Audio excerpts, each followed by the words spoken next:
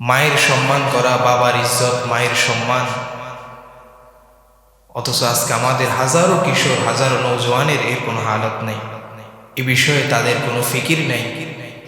অথচ আমাদের বুজুর্গরা বলেন, কিতাবে আছে যে মাকে রাজি করো, আল্লাহ দুনিয়া আখিরাতের কোথাও আটকাবে না ইনশাআল্লাহ। বাবাকে রাজি করো, আল্লাহ দুনিয়া আখিরাতের কোথাও আটকাবে না ইনশাআল্লাহ। হাদিসে আসছে রাসূল সাল্লাল্লাহু আলাইহি ওয়াসাল্লাম বলেন যে তিনটা গুনাহ সবচেয়ে বড় গুনাহ, আকবারুল কাবায়ের।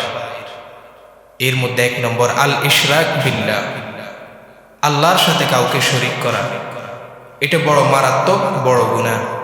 2 নম্বর ওখানে আছে হাদিসে যে ওয়াকুকুল ওয়ালিদাইন, পিতা মাতার অবাধ্য হওয়া, পিতা মাতার সহিত সৎ ব্যবহার না করা, এটাও কবিরা গুনাহ, বড় গুনাহ সমূহের মধ্যে একটি গুনাহ।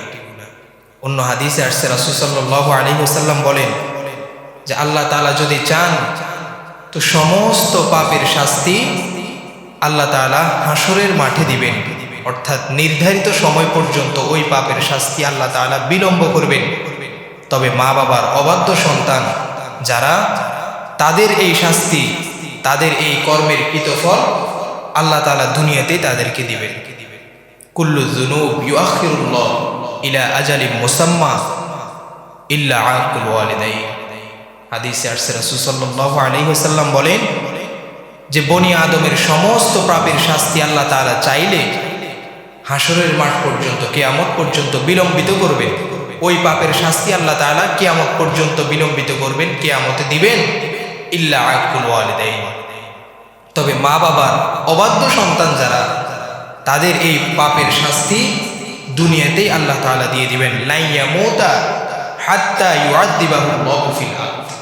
হাদিসে আসছে যে সে মৃত্যুবরণ করবে না, হাত্তা ইউআযযিবাহুল্লাহু ফিল আরদ, জমিনে আল্লাহ তাআলা যতদিন তাকে ওই পাপের, তার কৃতকর্মের শাস্তি আল্লাহ তাআলা তাকে ভোগ না করাবেন, ততদিন সে দুনিয়া থেকে বিদায় নিবে না। হাদিসে আসছে কুল্লু যুনুব ইউআখিরুল্লাহ ইলা আজালিম মুসাম্মা ইল্লা আকুল ওয়ালিদাইন লা ইয়ামুতা হাত্তা ইউআযযিবাহুল্লাহু ফিল আরদ। যে সমস্ত পাপের শাস্তি আল্লাহ তাআলা চাইলে হাসরের মাঠ পর্যন্ত বিলম্বিত করবেন, কিয়ামতের দিন সে পাপের বিচার করবেন। তবে মা বাবার অবাধ্য সন্তান যারা, তাদের ওই পাপের শাস্তি আল্লাহ তাআলা দুনিয়াতেই দিয়ে দিবেন। হয়তো সে নিজে শাস্তি পাবে, না হয়তো আল্লাহ তাআলা ফ্যামিলিগত তাকে কষ্ট দিবেন। আমি আমেরিকায় থাকি, আমি প্রবাসে থাকি, প্রতি মাসে আমার লক্ষ লক্ষ টাকা আয়, কিন্তু আমার ফ্যামিলিতে আমার স্ত্রী আমার কথা মতে চলে না। আমার স্ত্রী আমার এত কষ্টের টাকা নিয়ে বাইরে বাইরে ঘুরে, বন্ধু বান্ধব নিয়ে আমার টাকাগুলো খরচ করে ফেলে, তো এটাও তো আমার ফ্যামিলিগত একটা কষ্ট। এরপর আমার সন্তান মাদকাসক্ত, সারাদিন বাইরে বন্ধু বান্ধব নিয়ে ঘোরাফেরা করে, মদ, জুয়া, জেনা, বেবিচার, সব খারাপ কাজের সাথে আমার সন্তানটা সম্পৃক্ত। অথচ আমি বাবা প্রবাসে এত কষ্ট করে লক্ষ লক্ষ টাকা ইনকাম করি, আমার ফ্যামিলি আমার কন্ট্রোলের বাইরে, তো এটাও তো ফ্যামিলিগত একটা কষ্ট। আযাব তো শুধু মায়ের নাম না, মানসিকভাবে ডিপ্রেশন, চিন্তা, চেতনা, এগুলো তো আযাবের অন্তর্ভুক্ত। এরপর আমার মেয়েটা, আমার যুবতী মেয়েটা আমার কথা মতে চলে না, বাইরে স্কুলে, ভার্সিটিতে বিভিন্ন বন্ধু বান্ধবদের সাথে ঘোরাফেরা করে আমার পাঠানো কষ্টের টাকা দিয়ে, তো তারাও তো আমার কন্ট্রোলের বাইরে, এটাও তো এক ধরনের আযাব। এই যে গত 2-1 দিন আগের ঘটনা, আমাদের সোনাইমুড়ি উপজেলাধীন আমিষাপাড়া গ্রাম, ওই আমেরিকান এক প্রবাসীর স্ত্রী ওই আমিষাপাড়া বাজারের এক চা দোকানদারের সাথে চলে গেছে। এটাও তো এক ধরনের আযাব। প্রবাসীর এত কষ্টের টাকা,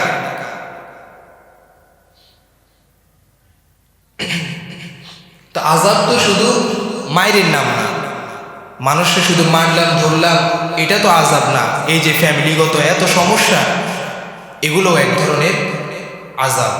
বাইরের পৃথিবী সবাই তো জানে যে ওনার 100 কোটি টাকার গুলশানে ওনার বাড়ি আছে, 1 কোটি টাকার গাড়ি, ওনার শাহিনশাহী জিন্দেগি। কিন্তু ওনার একাকিত্ব জিন্দিগির কি হালত, ওনার একাকী জীবনের কি হালত, ওটা তো বাইরের পৃথিবীর কেউ জানে না। উনি যে রাতে ঘুমাতে পারেন না, ট্যাবলেট খেয়ে 2-1 ঘন্টা ঘুমান, শান্তির ঘুমটাও পর্যন্ত ওনার কপালে জুটে না। ওটা তো বাইরের পৃথিবী দেখে না। বাইরের পৃথিবী তো দেখে ওনার এলাহি কারবার। ঢাকার গুলশানে ওনার 100 কোটি টাকার বাড়ি, কয়েকটা ফ্যাক্টরি ওনার, এবং ওনার 1 কোটি টাকার গাড়ি। বাইরের পৃথিবী সবাই এটা দেখে, কিন্তু ওনার একাকী জীবনের কি হালত ওটা বাইরের পৃথিবীর কেউ জানে না। উনি জানেন। আল্লামা ইমাম বুখারী রহিমাহুল্লাহ ওনার লিখিত কিতাব আল আদাবুল মুফরাদের মধ্যে হযরত আবু হুরায়রা রাদিয়াল্লাহু তাআলা থেকে বর্ণিত লম্বা হাদিস এনেছেন যে হযরত জুরাইজ নামের এক আবেদ ছিল, বড় আবেদ। উনি বড় আলেম ছিলেন না, তবে বড় আবেদ ছিলেন, ইবাদতকারী ছিলেন। তো উনি আবেগে পড়ে মায়ের বদদোয়া নিয়ে নিয়েছেন।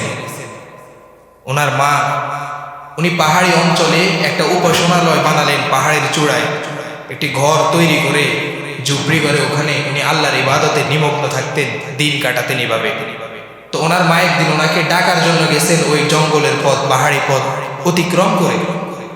ওখানে গিয়ে ওনাকে ডাকলেন, জুরাইজ দরজা খোলো, আমি তোমার মা তোমার ঘরের দরওয়াজায় আসছে।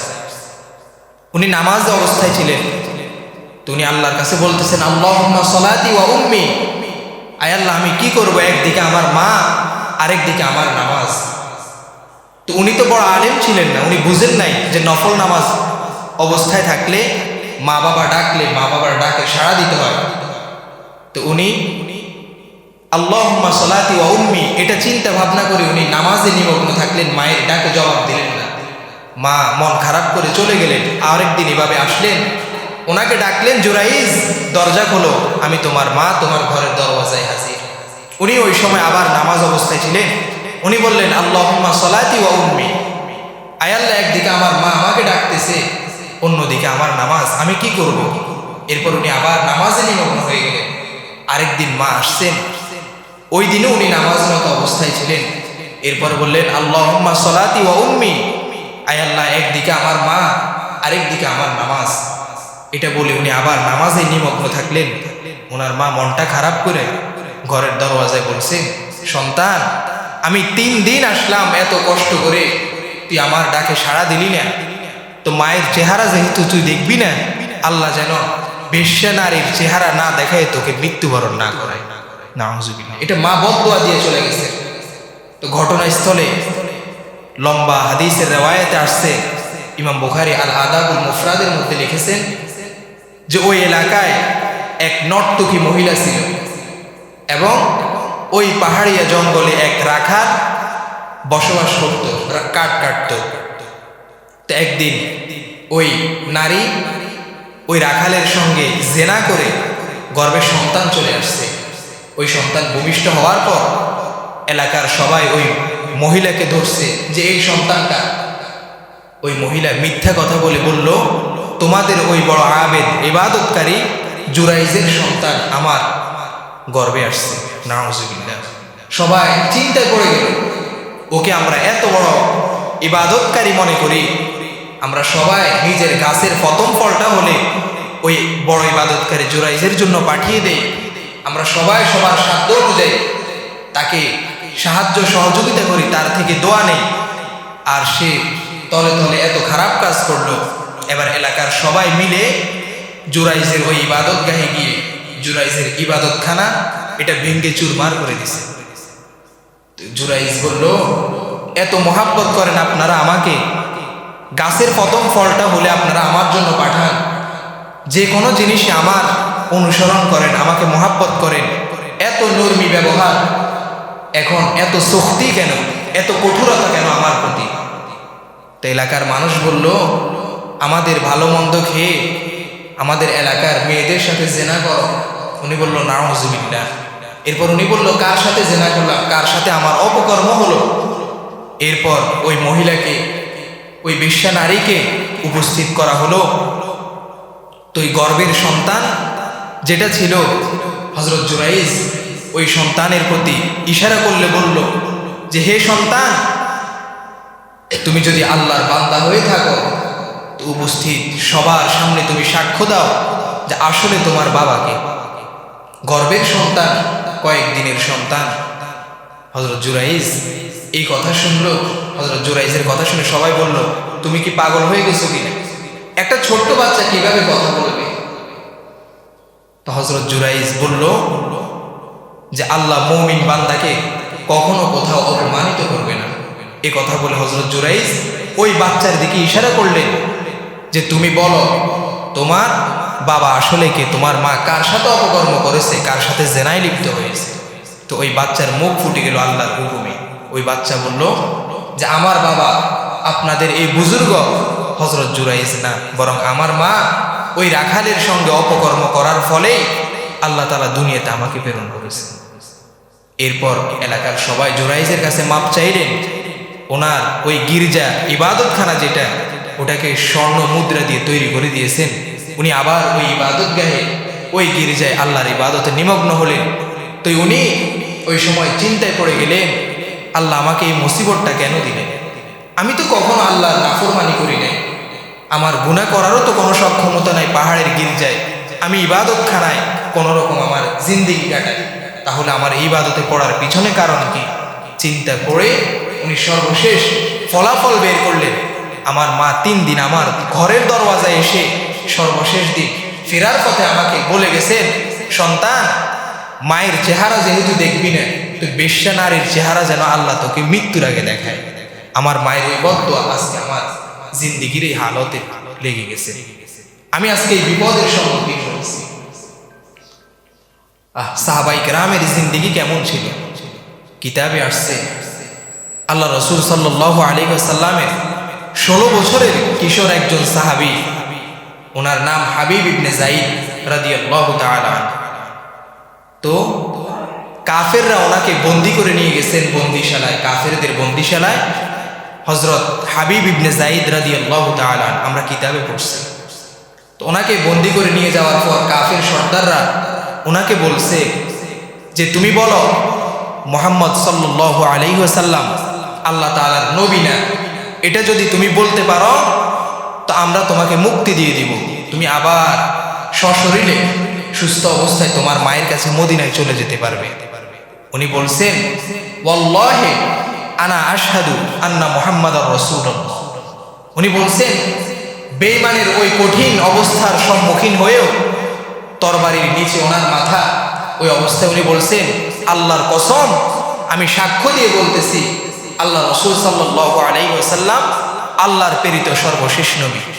এই কথা বলছে কাফেরদের সর্দার ওনার ডান হাত কেটে ফেলছে, এরপর বাম হাত কেটে ফেলছে। এভাবে শরীরের প্রতিটা অঙ্গ প্রত্যঙ্গ আলাদা আলাদাভাবে কেটে কেটে টুকরা টুকরা হয়ে ফেলছে। এই খবর যখন মদিনায় ওনার মায়ের কাছে সাহাবীরা এসে বলল, মহিলারা এসে বলছে, তোর সন্তান রে কাফেররা এইভাবে টুকরা টুকরা করে একেবারে ধ্বংস করে দিছেন, বিলীন করে দিছেন, শরীরের প্রতিটা অঙ্গ প্রত্যঙ্গ এক এক স্থানে ফেলে দিছেন। তোর সন্তান রে কাফেররা বলছে যে যদি মুহাম্মদ আল্লাহর প্রেরিত সর্বশেষ নবী না, এটা সাক্ষ্য দাও, তো তাহলে তোমাকে আমরা জিন্দা ছেড়ে দিব। তোর সন্তান ওই কঠিন অবস্থার সম্মুখীন হয়ে বলছে, ওয়াল্লাহি আনা আশহাদু আন্না মুহাম্মাদার রাসূলুল্লাহ, যে আমি এই অবস্থায় আমি সাক্ষ্য দিচ্ছি আল্লাহর নবী, আল্লাহর প্রেরিত সর্বশেষ রাসূল। তোর সন্তানরে তারা একেবারেই ধ্বংস করে দিয়েছেন। ওই সাহাবী হাবিব ইবনে যায়েদ রাদিয়াল্লাহু তাআলা, ওনার মাও মহিলা সাহাবিয়া ছিলেন, ওনার নাম উম্মে আম্মার। ওই মহিলা ওনার সন্তানের এই খবর শুনে উনি সঙ্গে সঙ্গে বললেন, লিহাদাল ইয়াউম আরদাতুহু, হায় মদিনাবাসী, আমি আমার সন্তানকে আজকের এই দিনের জন্যই আমি গর্ভের দুধ পান করাইছি। আমি এই খবর শোনার জন্যই আমার সন্তানকে 2 বছর 2.5 বছর আমার দুধ পান করাইছি। কত খুশির সন্তান! আমার সন্তান ইসলামের জন্য জীবন দিয়ে দিয়েছেন, এর চাইতে আর খুশির সংবাদ আমার জন্য কি হতে পারে? লিহাদাল ইয়াউম আরদাতুহু, আমি আমার সন্তানকে আমার দুধ এই জন্যই পান করাইছি। আমরা আমাদের সন্তানকে কি জন্য দুধ পান করাচ্ছি? আমার সন্তানটা সারাদিন জেনা বেবিচার মাদকাসক্ত থাকবে, এজন্য মা বাবার খেদমত করা, মা বাবার গুরুত্ব বোঝা, এটা অত্যন্ত গুরুত্বপূর্ণ বিষয়।